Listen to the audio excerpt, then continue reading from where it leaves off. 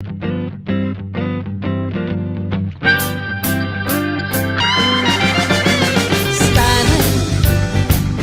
just the way that I feel.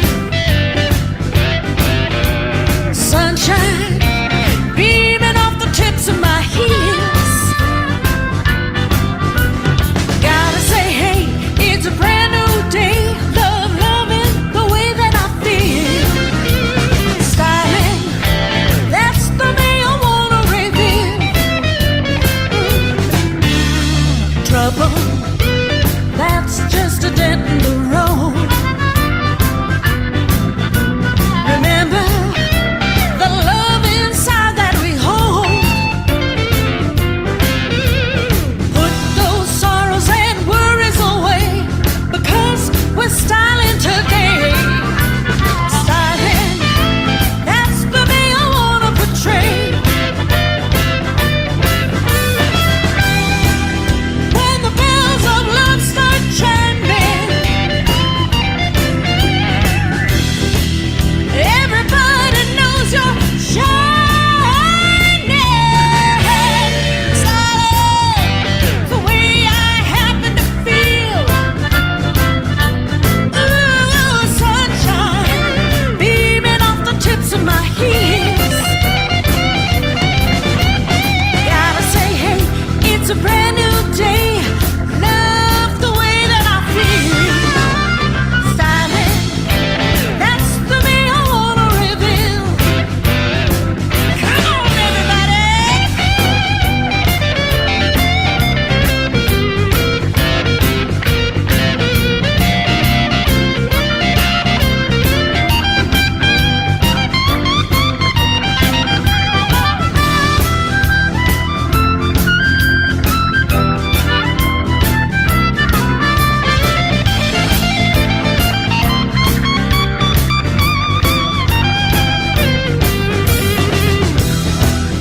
When the bells of love start chiming, everybody knows you're shining.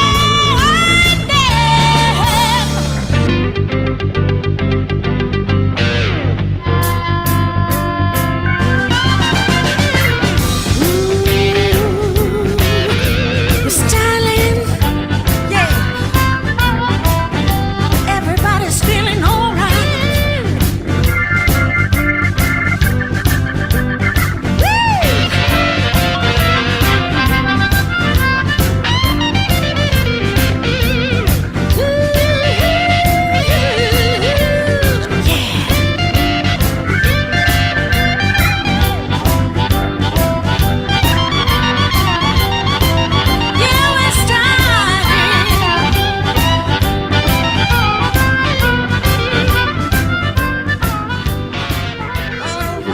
Gentlemen, boys and girls, and pets of all ages, welcome to Purdy Amazing People, live from beautiful Southern California with our host, award-winning blues artist, radio co-host, and girl about town, Bridget Purdy. Today, Bridget welcomes Mr. Billy Watson. Ladies and gentlemen, here's Bridget.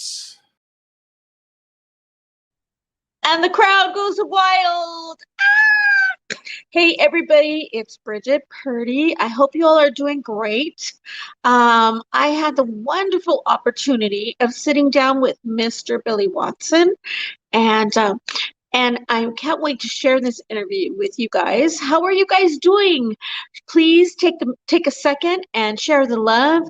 The goal of this show is just to hang out, listen to some music. We've got some great music tonight. We're going to be playing some James Harmon.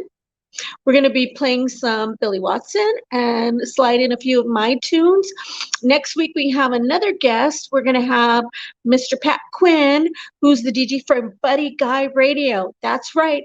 And he's going to be live with me. This is a pre-recorded interview tonight with Billy, but Pat is going to be live with me, and he's got some great stories to share, from Buddy Guy Radio. We all love Buddy Guy.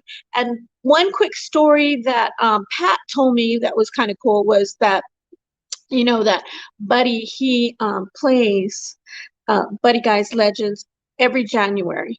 And have you all felt that snowstorm out there in Chicago and back east?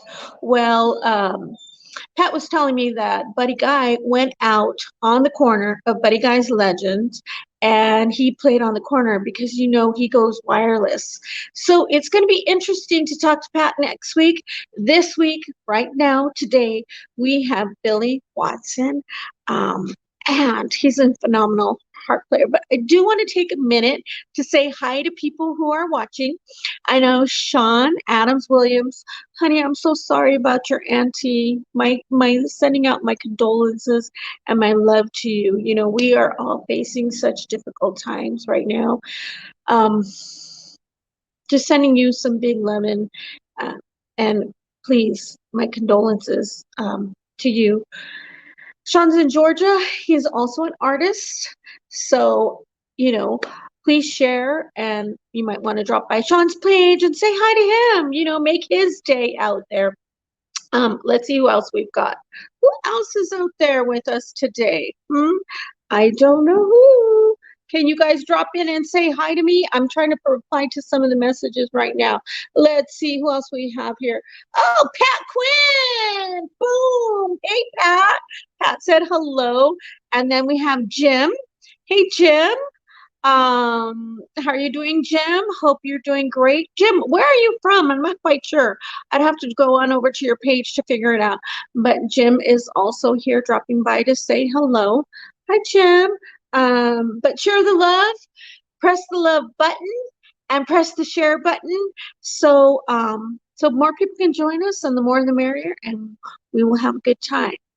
So without further ado, Mr. Billy Watson from the Silver String Submarine Band. The Billy Watson, the coolest of the coolest, laying it down, Billy Watson. It's an honor to be in your presence. And hey, what's happening?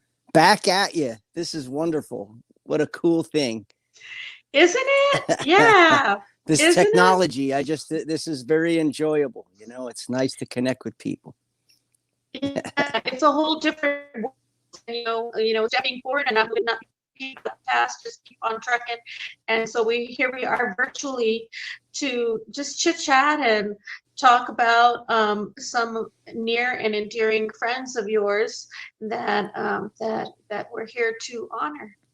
Yeah, geez, it's such a bummer. What just a bad year altogether, and then add this on top of it. Boy, it's just tragic, But I think all three of the fellas that we're talking about, I mean, we've crossed paths so many times at so many different shows and on and off stage. And I don't know, it's just, it's nice that you're doing this and we're able to talk about it, It is, in some way this tribute, they're always going to be living on in our hearts and in their music. And,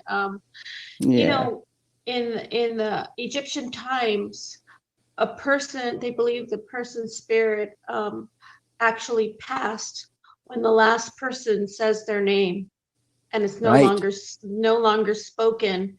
And so let's keep on sharing those memories and all that good stuff. That's kind of like the Dia de los Muertos thing too.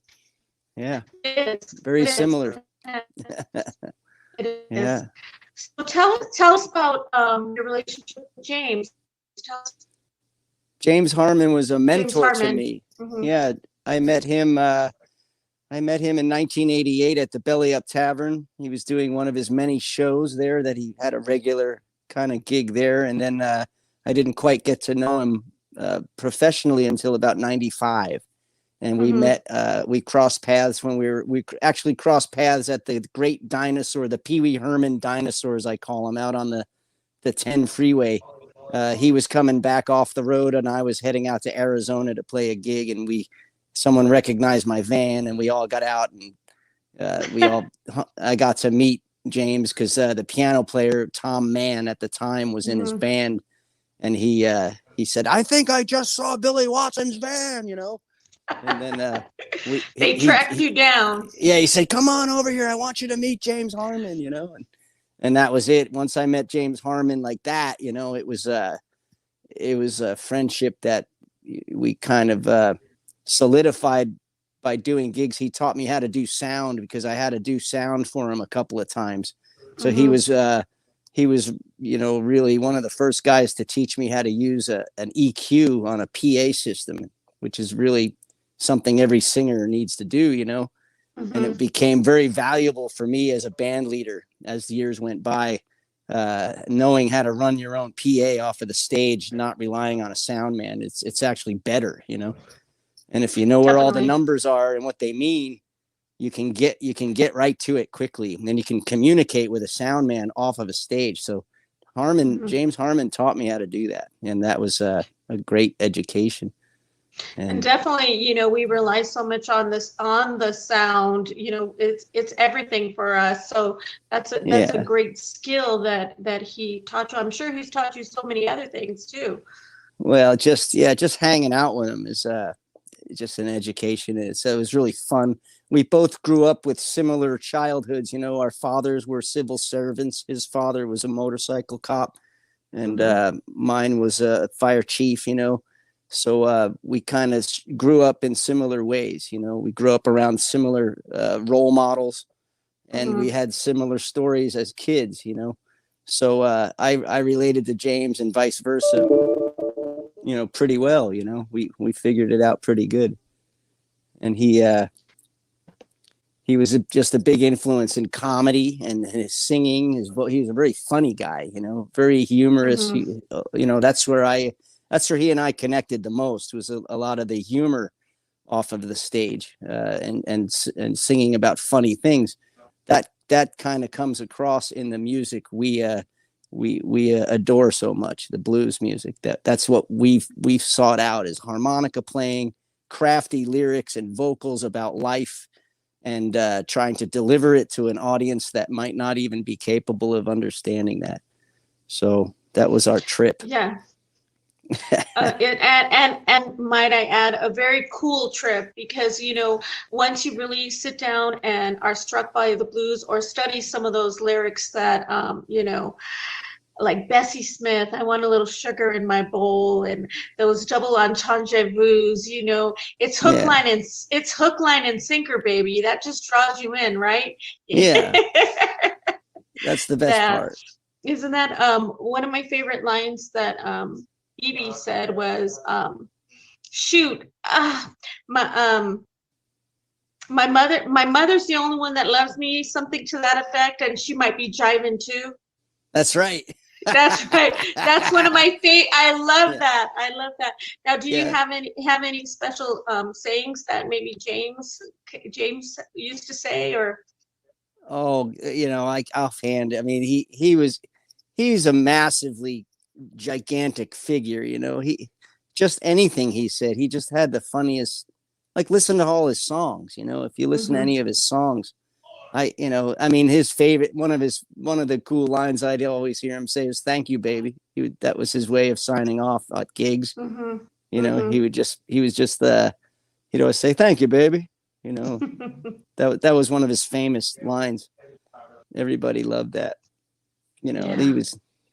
But I can't recite James Harmon lines. I can't remember them like the way, to say them like he did. It just, there's no, it would just take the coolness out of it if I tried to do that. James is the guy, I'd rather, there's got to be, he's just such a character, Sometimes you didn't know when he was joking around. That was what you couldn't tell. He would tell you stories that were so outrageous. You could barely believe it. And it was just funny, they were just funny stories. But like I said, he and I, we had an affinity to like old cartoons and of course comedians like the Three Stooges and the Marx Brothers and Laurel and Hardy. He knew all that stuff in and out. Like, he and I could recite lines from Marx Brothers films to each other that were pretty hilarious. Different stories that were relevant to what we do today. That stuff it just kind of has the same vibe, Yeah. So you guys, go ahead. Well, he was fun to drive. Like, yeah, the gigs are one thing. We all love doing gigs together and being on stage is fun and all. But with James Harmon, it was about the hang before and after and on the way to the gigs. You got much more out of that with him than actually doing the gigs. The gigs were the easy part. But getting to them and lugging all the gear in and dealing with electronics and gear, that's a hassle. And he was fun to hang out with while you're trying to do all that stuff. So it's always just fun sitting in the car watching everyone run around and just talking. We just talk shit about everything, and have a good time with it and laugh about it. But I felt like I was hanging out with like Groucho Marx or something. That's funny. That's funny. Yeah, he's really You know, witty. James has got that Southern humor too. He was from Alabama, and being from the South, he had a certain way of speaking that was just very foreign to the average Californian. So it's funny to listen to him talk and tell stories about Florida. About Florida. he'd been about he'd done a lot of gigs in Florida, and he'd done a lot of gigs in the Southeast, and he traveled a lot. And of course, he did a lot of gigs overseas. They loved him in Europe, and so I think he's done gigs in like 33 different countries. So he's Wow. been around, been all over the place. No. Is there any special memories that you'd like to share? Yeah, I think that my favorite memory is when he would record with us, and he having James Harmon in the studio while you're recording is just like having your mentor egging you on from behind the control panel and making funny faces and it was always good to have him there. That's the thing I could say. James was just so supportive in that way. If he liked you, it was easy. It was an easy hang. And I think it's not really a great story, but I just remember driving home talking, and we were just talking about driving long distances. And as we were doing so, we were coming back from a gig in Temecula, and we were driving to like Escondido, and I'm just driving them back to Oceanside. And as we were talking about being out on the road and doing all kinds of gigs and spending hours and hours in vans and cars and driving, as we were talking, the moon was coming up over a hillside, and he and I both agreed that as musicians, being up late at night and driving and doing all that, you see things that the average person would never see. And every time I see that kind of half moon, that waning half moon, I always think of James now, because I see the same moon coming up over that exact hillside every time. I'm driving home late at night. Anytime I'm driving late at night, I think of James Harmon, because he and I have spent some time doing so. And it's just it's just like his spirit's there when I'm driving long distances. And every time I see that moon, he sings a lot of songs about the moon, and Lonesome Moon Trance is one of my favorite records that he did, and one of my favorite songs that he's done. And all the great players that he's hired over the years, he really had an influence on me, how to run a band and hire the very best guys that you can, and keep it light, keep it interesting and fun, and have a good time at it. So that's what James Harmon is about for me. That sounds like a special secret sauce to music. I can concur. Yeah. Yeah. But I really miss him, and I know his band. I mean, I don't know him as well as other people have known him all their lives, like 30 years, and a guy like that disappears. That's gotta hurt. But I know his band, all the guys in his band took it pretty hard, like Nathan James, Marty Dotson, Troy Sando, the bass player.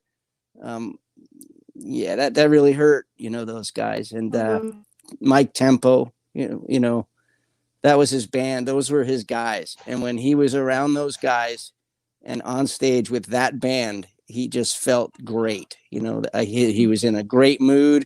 He was having fun.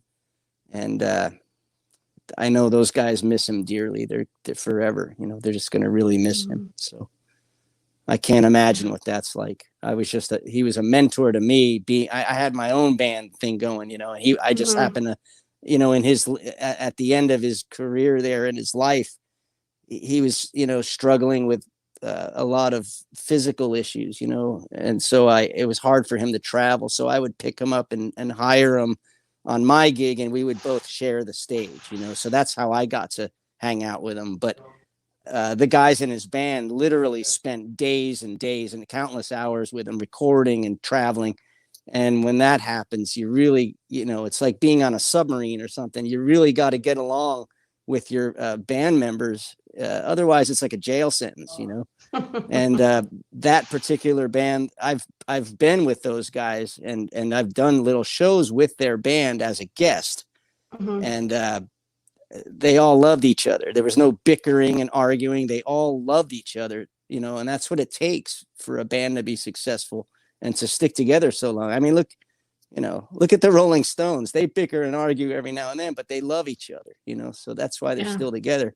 And it was even more so the James Harmon band. Those guys they all loved each other. They all got along like champions. So I really feel bad for them missing. They're really going to miss James. Yeah. It's sad, It is. Yeah.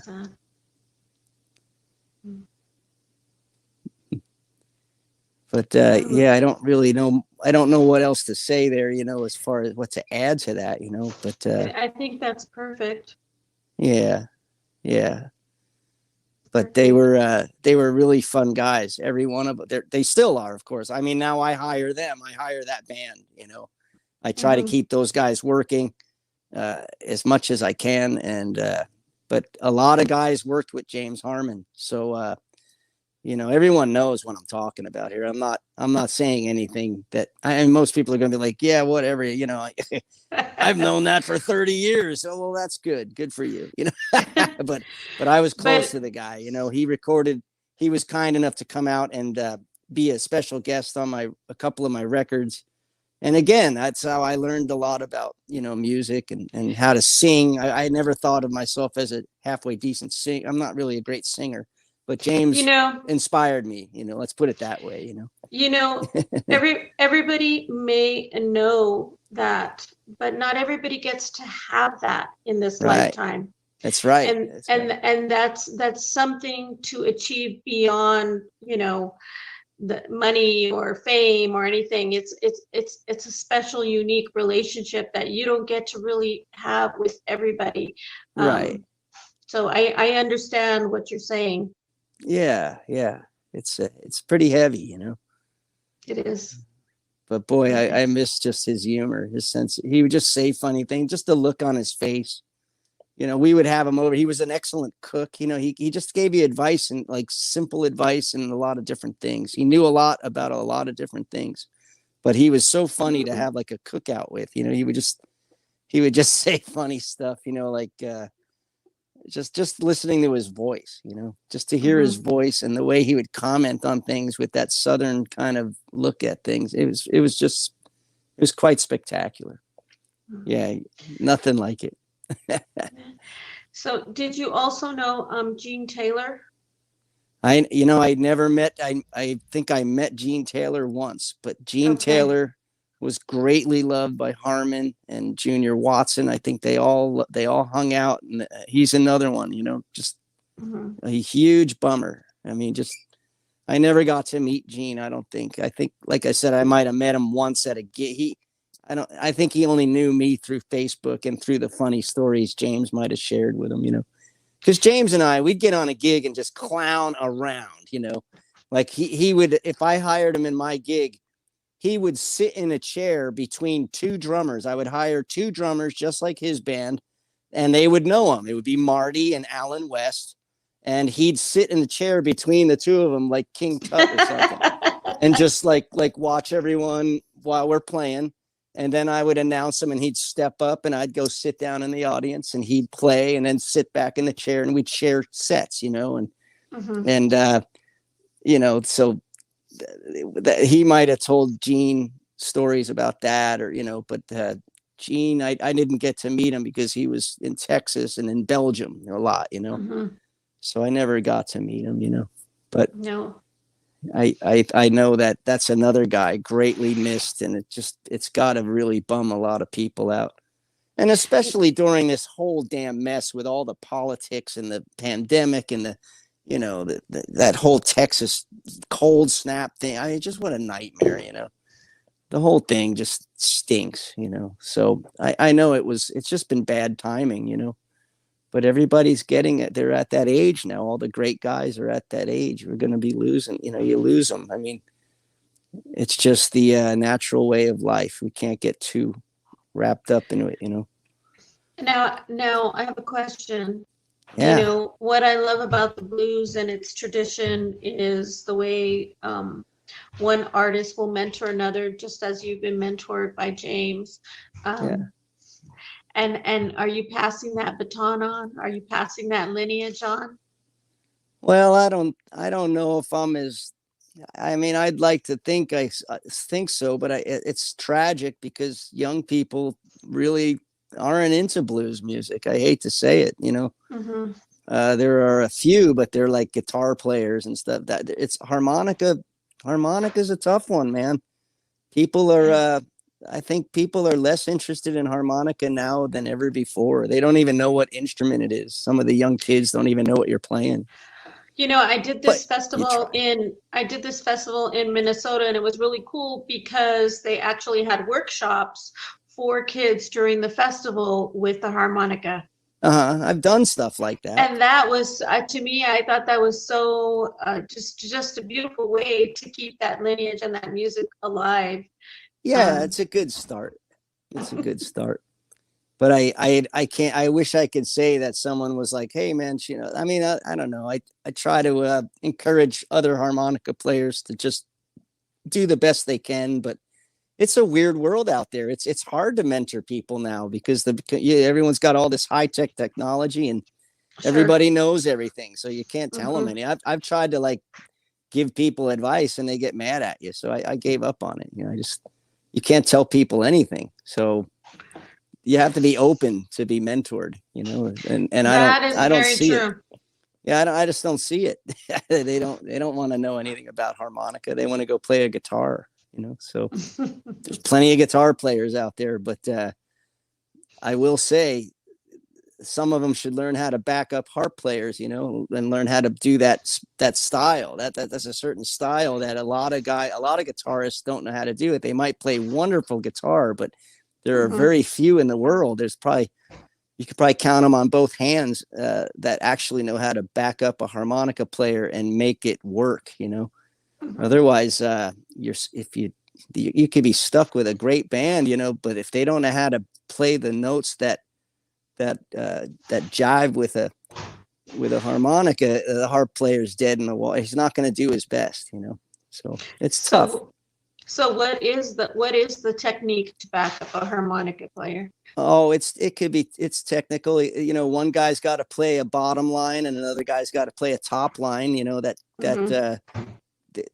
that are complementary to one another. Sure. So it's similar to a harmony, adding a harmony to Well, fatten it up. they're two different lines, Mhm. One's more of a bass line, and the other Mhm. one's got the fills, Okay. and they have to know when to lay out and when to play under the harmonica player. The Mhm. harp player has to Mhm. ride on top of everything. It's like a very finesse oriented style. And if Mhm. you watch guys like Rick Estrin and all the harp players, Mark Hummel, all of their guitarists know this style of guitar playing. They don't just get up there and play a bunch of notes and it's the same old thing. It's actually Sure. it's a more of a finesse style of playing. And Mhm. that's one thing I advise to a harmonica player. I go, you got to get the right band. You got to get the right guys because there's lots of great guitarists out there. But if they're burying you in the mix and you're not even heard. You're just gonna have a miserable time. You're not I gonna. think Yeah. that's a great point. I'm an artist as well. I'm a singer, and I was playing with this band for a little bit, more than a little bit, and one of the one of the musicians. I don't want to single out guitarists. No, One it's of, yeah. one They'll of the just get mad at you, you know. And one of the musicians said, "Hey, I heard you tonight. You're pretty good." yeah, yeah. What Because a I was concept. buried in the mix, and it Yeah, never occurred to me like they can't hear me. yeah, right. It's frustrating. Yeah, sure. I mean, a vocalist is a lot like, you know, it's the same. It's practically the same thing. When the Mhm. vocalist steps to the microphone, the band has to get under her or him, you know. And if they don't, that ain't your band, you Yeah. know. That let them go start a band with their loud ass guitar or whatever it is they play that's really loud, you know. But I Mhm. notice it a lot. And one thing I find too is a lot of bands play too loud. They, you know, all they need is a couple of hand grenades and they show up with an atomic bomb, you know. And it's just nuts. It's like so Yeah. loud you can't even hear yourself think, you know. So Mhm. there's that, you know, but it's a tough world. Like I said, you got to find the people that jive with you that you can. Exactly. Yeah, but like I said, harmonica players that are frontmen require a band that understands how to play under him or her. And there's a lot of great women harp players out there too. I've been noticing that from different countries. Really? Oh yeah, it's really great. Oh, that's cool. Yeah, Like yeah. that's cool. We'll have to be on the lookout for them. Oh yeah, oh yeah. But Hmm. I'm just saying, you know, it's a tough. To get back to your original question, we kind of went on a tangent. It's okay. We We're started having a great conversation. It's but okay. like yeah, but the mentoring thing is difficult because I think the harmonica has a bad rap, you know, because it's an easy instrument to carry around, and Hmm. guys show up at gigs and they try to sit in with the band and they don't quite know how to play the thing yet, and that's where it gets bad because let's face it, you know how many upright bassists try to sit in with bands. You can't lug an upright bass around that easy. So you pretty much learn how to play that before you go lugging it to a gig, you know. But harmonicas, you Sure. put it in your pocket, and that's where the trouble begins. You know, the guy Hmm. gets drunk, he thinks he could play with the band. I did that when I first started playing. You know, it's just something you go through, I guess. But you got to start somewhere. You But know, my grandmother played the harmonica when I was a little girl. I used to listen to her, and she's passed now. She passed at 94. And that last year that she was here on this earth, I took out her harmonica, but she had to take, she had asthma, so she took her little breathalyzer thing, and she still played, and it was beautiful. And it's something that I'll always cherish. She was my first, some of the first notes I've ever heard in my life was my yeah, grandmother's. So, oh, yeah, that's beautiful. yeah, Yeah, they yeah. say playing harmonica actually helps asthmatics learn how Hmm. to breathe a little better, you know. I know all about that. I had asthma for many years.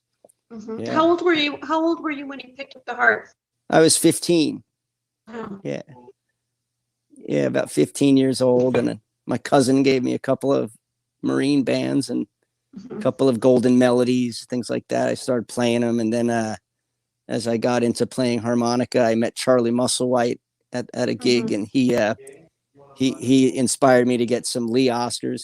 He plays Sadell harmonicas now, but at the mhm, time, he and Junior Wells were playing Lee Oscars, and that I was seeing them, you know, at that time around. So I got into mhm, Lee Oscar, and you know, they're not really.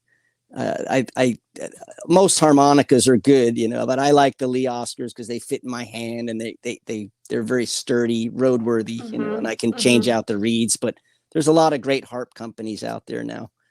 But that one I got turned on to by Charlie Musselwhite, you know, and those and seeing him perform and at different gigs I'd come across. That was kind of cool, you know.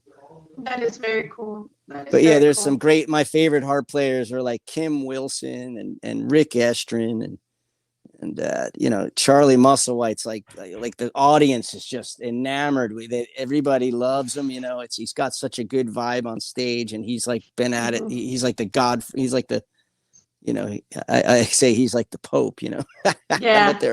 they're all good. You know, but Mhm, Harmon and Rod Piazza, these were the guys I hung out with. Rick Mhm. Estrin, Harmon, James Harmon, and Rod Piazza. I've been on stage with those guys and enjoyed different parties where they were all at the same place, and Mhm. they're all my mentors now. I mean, they all love James too. They all loved them. They all had like different stories, and it would be neat if you got to talk to them because they could share really great stories with you, I'm sure.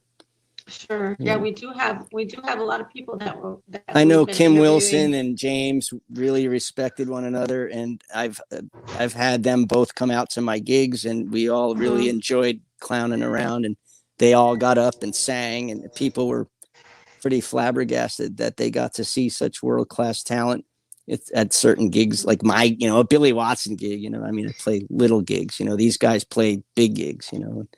So I'm just a clown that I've been fortunate to hire some of the very best in the world. And that's all I do is just keep it simple.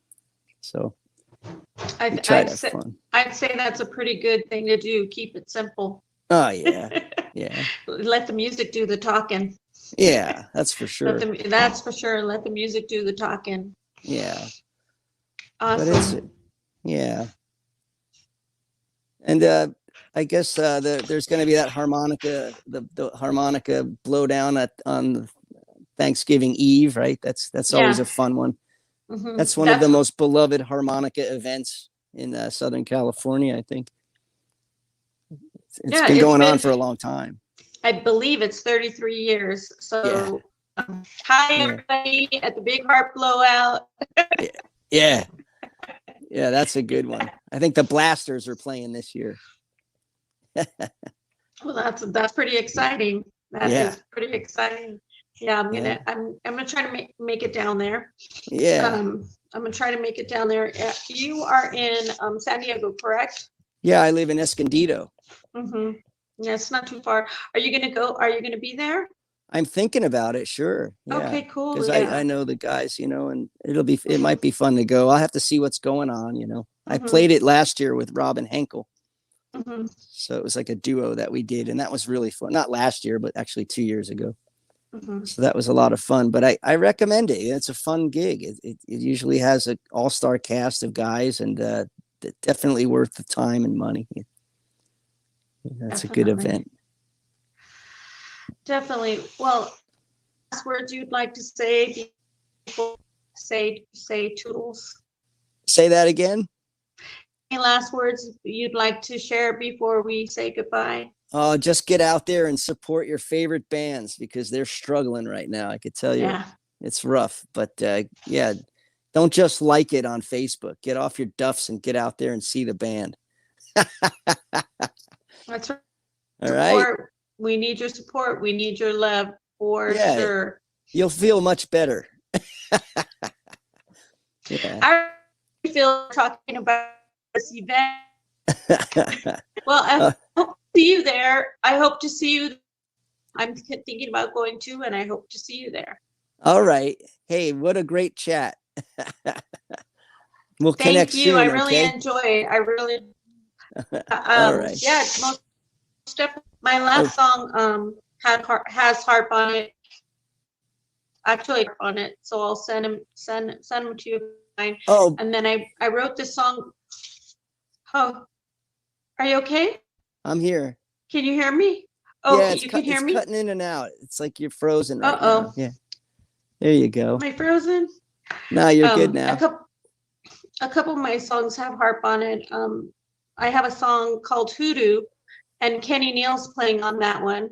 Oh boy. They put, yeah, and they put, well, He I plays sent, harmonica himself. He's a good he harmonica played, player. Yeah. yeah, he played on it. What happened was I sent him,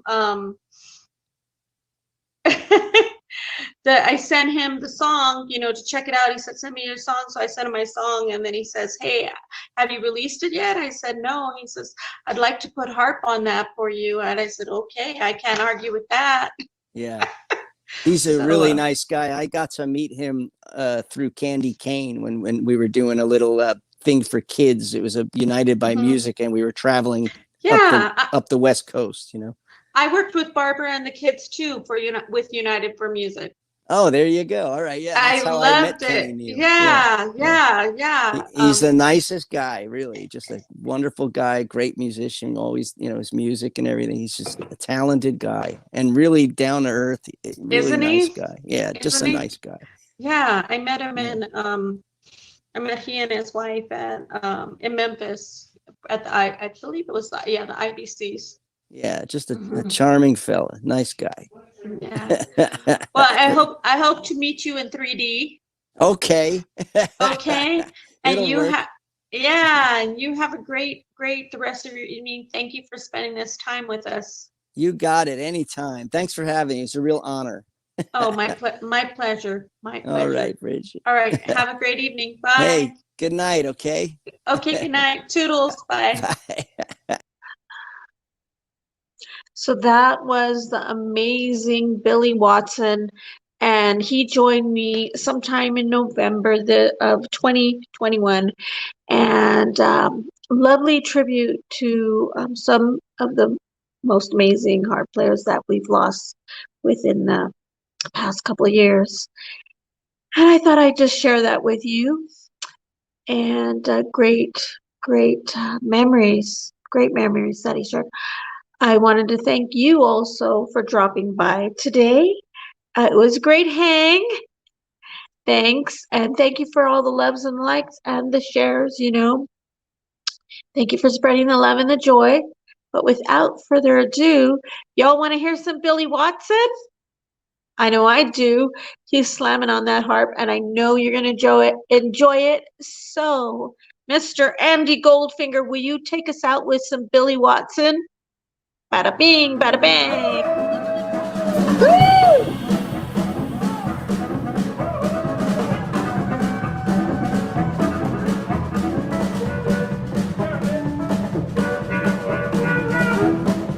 Yeah. Get it, Billy.